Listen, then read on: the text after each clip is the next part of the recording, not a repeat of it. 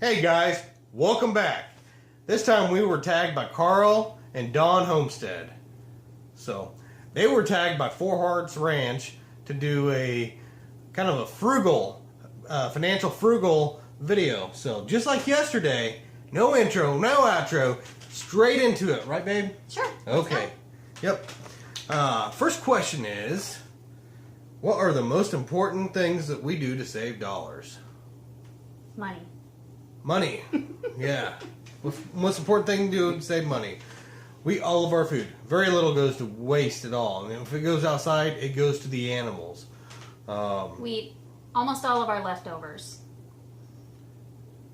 Am I a stickler on that? Yeah. We'll eat and eat and eat and eat and eat the same meal over and over again until it's gone, right? And the stuff that we don't really like, he'll eat for us. Yeah, that way it doesn't go to waste, it goes to waste. Yeah, waste. Okay, so another thing that we do too is we don't have any large car payments or anything like that. No payments at all on that, as a matter of fact. You gotta be able to withstand the storm. You might be, wanting to get something decent, wanting to get something expensive, but hold back. Large vehicle payments are horrible to have, and then you pay larger premiums on insurance too. So everything we have isn't brand new, but it's paid for. Right. So, right. Another thing we do is we repurpose just about everything. So we're always working, trying to find things for next to nothing. So when somebody says, "Hey, would you take some of that extra wire, or you want some of these timbers?" and I say, "Yeah, we'll take them. Yep, that's right. Put them to use." We will. And then we buy things when they're cheap. So I think this is one of our keys to what we do to save money, isn't it? Right. This is huge. And if you don't have money at the time, you can't take advantage of those things when they're cheap. So I'm always getting deals on things, aren't I? Well, here's one example I can think of when we got the 5-gallon buckets a couple weeks ago. $1 a piece. Yeah, $1 a piece. So we grabbed 10 because We didn't need any right now. You can always use buckets. Right. And they're normally $3 to $4, so we just bought a whole bunch. Yep. So Little examples like that. Yep. Next question is, what is the best way to save on your utilities? This is easy. Okay, we live out in the country, a lot of high wind. There's we're on an electric co-op. The rates per kilowatt are pretty high, more than 10 cents a kilowatt, and we could do propane, with our furnace. But really, when you do that, you heat the whole house. You heat the stairway. It goes through all the vents. I mean, yeah, you can shut vents off to different rooms and stuff like that. It's still going to travel down that way. Air still seeps through those vents. And every single spot downstairs. Let's say you don't want to heat the upstairs. We have to because we have a full bathroom upstairs. So last year, we pushed it to just about the limit, didn't we? Yeah, we almost got in trouble. Yeah, those pipes were starting to freeze, so we had to turn some space heaters on. But I don't mind sleeping in cold weather. I love it, and I'll still turn a fan on. And I could probably live without it in the wintertime and save a little bit more money. But fans are pretty efficient. I don't spend much on a fan each night, and I think I'm addicted to that. But just kind of like off grid with Doug and Stacy. They don't sleep with a fan at night. Although I did see a fan in the picture the other day. Did you? It was one of those little battery operated. Okay. I'm pretty sure that's what that square thing was next to the bed. Okay. I was like, oh, I think there's a fan going on in there. So what we do to heat the house is space heaters. We can put the heat right where we need it. It's electric heat. I really think it's much more efficient than propane. Propane's super. Just to fill up our 500-gallon propane tank, I mean, you're looking at like $1.36 a gallon. So, and people go through so much of that propane each year, and they heat the whole house. We try to do a lot of things, like we try to keep the humidity higher in the house and boil water in the wintertime. We focus on cooking with the oven. instead of microwave cooking or anything Or else the like crock that. pot. Or the crock pot. Yeah. You know, that's more of a summertime thing. So, summertime cook with the crock pot. And we also black out our shades in the summertime. Make our bedroom nice and dark, and we make the living room nice and dark, and the whole house is dark in the summertime. So we're not letting in all that heat, Right. all that solar heat in the house. So we open the windows in the middle of the night and early in the morning, and we put fans in the windows to draw in that cool air. And then around 8 a.m. we shut down all the windows and shut the blinds, and then that cool air is in the house and stays comfortable. My mom taught me at a young age how to keep the house cool, what directions to blow the house in the summertime. You know, when you get the southward wind, and you know it's pretty easy to do. It takes some work to do, but Yeah. you just got to put forth the effort. Yeah. And I mean, sometimes it feels like we're just moving fans around. Okay, fans go in the window, fans go out the window. Make sure all the windows are shut. Make sure all the blinds are shut. Yeah. Make sure all the rooms are darkened. You know, so. Next question number 3 is, what is our best tip to save on household items and food? Well, we shop at Aldi's and the Dollar Tree. Yep. I can tell you, if you got an Aldi's by you, shop there. You're going to save some money. So not only do we grow a lot of our own food, and we can supply one meal a day easily just from the eggs alone of what we get off our chickens, but you know, vegetables and so forth like that. I think this time of year we can almost do 2/3 of our meals every day. You know, we're not quite doing that right now because we're still doing some other shopping. We throw some other varieties of different things in there. But I tell you what, if we buckled down a little harder, we could easily do 2 out of 3 meals a day right now. We could be milking goats and not buying milk at Aldi's, but I'll tell you, we're buying, you know, the cheap blue 2%, 80 cents a gallon right now at Aldi's. So saving some money. I don't like goat's milk. Sorry. I'd drink it in a heartbeat. Also, I wanted to say that when the grocery store here in town has canned vegetables for 29 cents a can, we'll stock up and buy many flats of those vegetables and store those vegetables away. So there we are, buying things cheap and buying But you them got to in have the bulk. money at the time to do it. So if you don't have a little bit of money put away, you can't make things like that happen. Then you're like, man, I wish we could do that right now because they got such a great deal on them, but we don't have the cash. So That was it for that one. that was it for that. Oh no, deals. Dollar Tree. Yeah, that's what I said. Dollar Tree, and the other thing is too, some of those things we learn how to reuse and make our own of. You know, for example, we bought concentrate for dish soap and the bleach, for example. Oh, yes, we get use bleach at the farm stores for $1. right. That is a good deal. Instead of we use a lot of bleach spray to disinfect things. I wish we didn't, but it's what it is. And Every family's different. yeah, instead of paying it, okay, at Wally World, you can pay $1 for one of the spray things of bleach to keep your countertops or whatever else clean, spots on your floor. So, but what we'll do is use part of that gallon, and we can, how many bottles? Oh, I don't know. Half a dozen bottles out of one of those. You'll save money that way, trust me. So what's your ratio? It was 1/3 bleach to 2/3 Water. water. Yep. Yeah. So we just make our own spray bleach. Question number 4. What is our best tip to save on clothes? We kind of like this one, don't we? It's like a treasure hunt. We shop at the Goodwill or the thrift stores. Yeah. You know, Carl and Don mentioned this in their video. A lot of times you can get new stuff at the thrift store as well. You know, I've gotten new white Hanes t-shirts, you know, for a fraction of the price of what they've got at Walmart. And only buy what you're actually going to use. And we buy clothes that fit just right, because if they don't fit just right, it's not worth the money. Not sure. He likes to collect cast iron, so we always check the Goodwills for cast iron. Yep. I don't want to pay the full price for Lodge at Big R, do you? No. I'll get Lodge at Goodwill for 1/3 of the price. Yeah. Sometimes less. And by the way, cast iron, it never goes bad. You know, you can always reseason it and bring it back to life again. The next thing is, for buying clothes, is we buy it cheap when it's on sale. Yeah. On clearance. It's just one of those things. If you have not got the extra cash on you, look, your birthday gift this year, you got muck boots, right? Mm-hmm. And what else? Sloggers. Sloggers.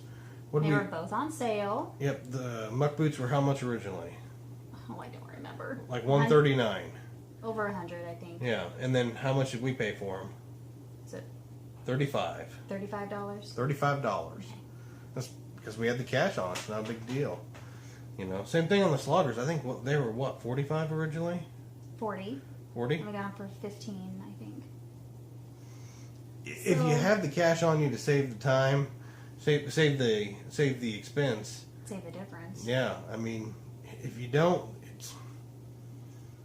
So basically, you're telling them you always have to have cash on hand. Yes, yes. I mean, let's say it's just in your bank account on your debit card or whatever. You know, that works too. So, question number 5: what is our best strategy to stay out of debt and to pay debt down?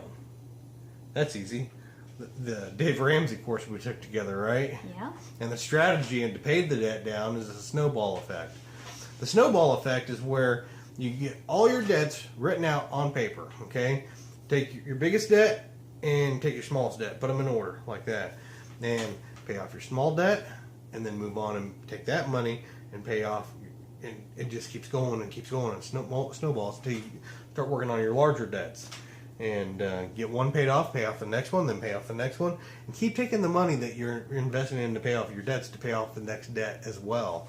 So, snowball effect works great. Also, there's a part of that in the Dave Ramsey course where you start selling things that you don't need, don't you? Right. So. And that's to save up for your emergency fund. That's right. So. And I think the first emergency fund is $500. Yep. Yeah. Yeah, you should always have at least $500 in your name, guys. So. Yeah. Yeah. Best strategy to stay out of debt. Don't buy a new vehicle. No, no, no. Don't buy a new vehicle. Thou shalt not buy a new vehicle. All right, if you do it, pay cash. But think about this a second. I used to sell cars. And the minute you drive that brand new car off that lot, guess what you just did? Just took a couple $1,000s off the price of that vehicle. It's true. It is absolutely true. Buy one that's got 10,000 miles on it, 15,000 miles. If you want something that new, buy one that's got low miles on it. You're gonna wish that you had. And buy what you can afford to drive. We pay cash. You know. Buy them used. Buy them used and pay cash. If you know how to fix something, go out there and look at it and figure out, okay, that's all that seems to be wrong with this vehicle is it needs a starter or needs a new radiator. You figure out how to do that and get her done. Thou shalt not buy a new vehicle. I want to buy a new vehicle, you know that? You better not. I'm not. They're nice. Yeah, they're really nice, but you know when you have kids, they just tear everything up anyway. Maybe we'll show you a slideshow of a new vehicle. No, this is not my car. Here, watch.